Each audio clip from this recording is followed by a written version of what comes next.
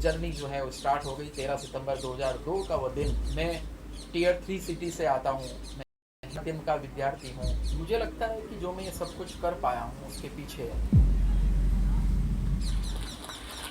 नमस्कार, मैं निर्मल गहलोत राजस्थान के जोधपुर ज़िले से हूँ। मेरे पिताजी तृतीय श्रेणी अध्यापक रहे हैं, माताजी गृहिणी रही और गृहिणी के साथ साथ उन्होंने छोटे छोटे जो घर के जो काम होते हैं, आलू की चिप्स बनाना, राखी बनाना, गेहूँ पीसने की चक्की चलाना, ये सारे काम भी उन्होंने किए हैं और उनका भी मैंने हाथ बटाया है। बचपन से ही मुझे पढ़ने और पढ़ाने का दोनों का बड़ा शौक़ रहा है, क्योंकि पिताजी ग्रेड 3 टीचर रहे हैं ऑलरेडी। तो मुझे लगता है कहीं ना कहीं मेरे डीएनए में, मेरे जीन्स में जो है वो पढ़ाने का एक हुनर था। और यही कारण है कि मैंने 9th क्लास के बाद ही ट्यूशन पढ़ाना शुरू कर दिया। और खुददार बचपन से ही था। 9th क्लास के बाद पापा से मैंने जेब खर्ची का पैसा लेना बिल्कुल बंद कर दिया।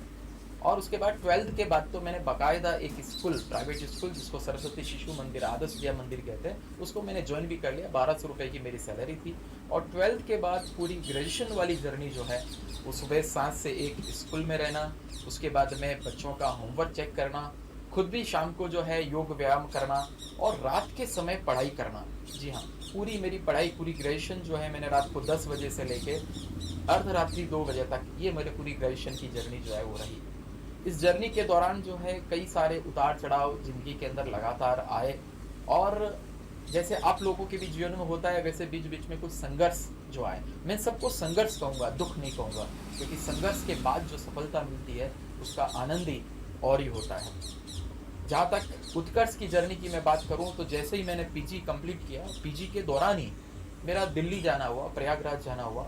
और मैं दिल्ली में और प्रयागराज में बनारस हिंदू विश्वविद्यालय में मैं देखता था कि वहाँ पर लोग बसों में भी कंपटीशन की बात करते थे, प्रतियोगी परीक्षा की तैयारी कैसे करते हैं उसकी वो बात करते थे। मुझे लगा मेरे शहर में तो यूनिवर्सिटी में भी वो बातें नहीं होती है। तो उसी समय दिमाग में आया, क्यों नहीं मैं अपने एक शहर में एक ऐसा इंस्टीट्यूट डालूं जिससे कि मेरे शहर के बच्चों को दूर जाके पढ़ना नहीं पड़े, मेरे शहर के बच्चों को जो है वहाँ जाके फीस का खर्चा, रहने का अतिरिक्त खर्चा, वो नहीं, उनके ऊपर अतिरिक्त भार नहीं बने। मैं यहीं पर उनको क्वालिटी और अफोर्डेबल एजुकेशन मेरे जोधपुर में दे दूँ। और जर्नी जो है वो स्टार्ट हो गई। 13 सितंबर 2002 का वो दिन और उत्कर्ष संस्थान की स्थापना हमने जोधपुर में की। और 2 रूम का एक घर, छोटा सा एक घर जो है वहाँ से हमने शुरुआत की। प्रारंभ में 6 महीने तक मैं ही लगातार लगे रहा। सुबह 4 बजे उठ के आ जाना, उसके बाद में साफ़ सफाई करना इंस्टीट्यूट की, खुद ही पानी भर के लेके आना, क्योंकि आरओ लगाने के लिए भी स्टार्टिंग में पैसे नहीं थे, लेकिन बच्चों को शुद्ध पानी पिलाना है तो पानी की प्याऊ जो थी 2 किलोमीटर दूर, वहाँ से मैं पानी बच्चों के लिए लेके आता। जो काउंटर जो होता है, फीस का जो काउंटर होता है, बच्चों से जो हम बातचीत करते हैं, काउंसलिंग करते हैं, वो जो मेरी स्टडी टेबल थी, वो स्टडी टेबल ही लाके मैंने वहाँ पे रखी और वो काम मैंने शुरू किया। तो क्लासेस स्टार्ट करने के बाद में मुझे 1-2 महीने बाद में ऐसा फील हुआ कि अब मैं ये काम अच्छे से कर सकता हूँ, तो क्यों नहीं फैमिली से कोई व्यक्ति मेरे साथ में रहे। और मेरा एक छोटा भाई जो कि उस समय कंप्यूटर का कहीं पे काम कर रहा था, बहुत मामूली उसकी सैलरी थी। मैंने कहा भाई तुम भी आ जाओ साथ में, दोनों साथ में मिलकर काम करते हैं। और निश्चित रूप से किसी भी काम के अंदर यदि आपके परिवारजन साथ में रहते हैं तो आप एक बहुत बड़ी ऊर्जा जो है आपको प्राप्त हो जाती है। और मेरा भाई तरुण गहलोत जो है वो उस मेरी जर्नी में साथ में शुरू हो गया। हम दोनों मिलके साफ़ सफाई करते थे, दोनों मिलके पानी भरते थे, दोनों मिलके विद्यार्थियों की काउंसलिंग करते रहते थे और दिन भर हम लगे रहते थे। हमें पता है, हमें उत्कर्ष में हमने पहला ऑफिस बॉय जो रखा, पियोन जो रखा, वो कम से कम 1 साल बाद रखा।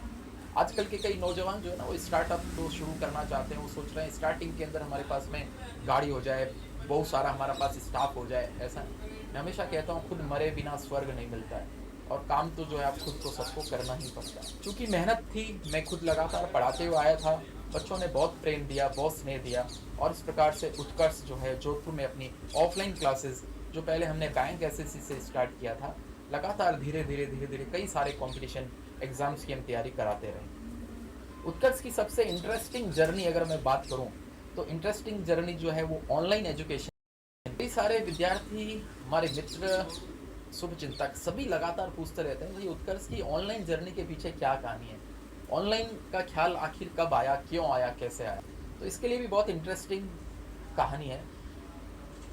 अप्रैल 2018 की घटना है। हमारा एक ऑफिस बॉय जो ऑफलाइन क्लासेस का एक सेंटर में था, उसके बारे में शिकायत आती है कि सर ये आजकल दोपहर के समय तो सफाई का, पानी भरने का टाइम होता है, उस समय बैठ के यूट्यूब के ऊपर मूवीज़ देखता रहता है।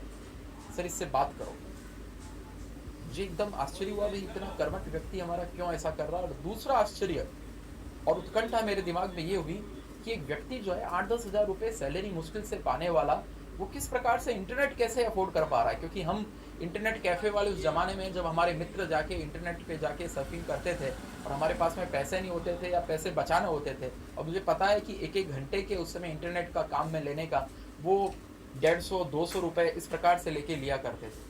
तो मैंने सोचा कि आखिर वो अफोर्ड कैसे करता है। उस ऑफिस बॉय को मैंने बुलाया,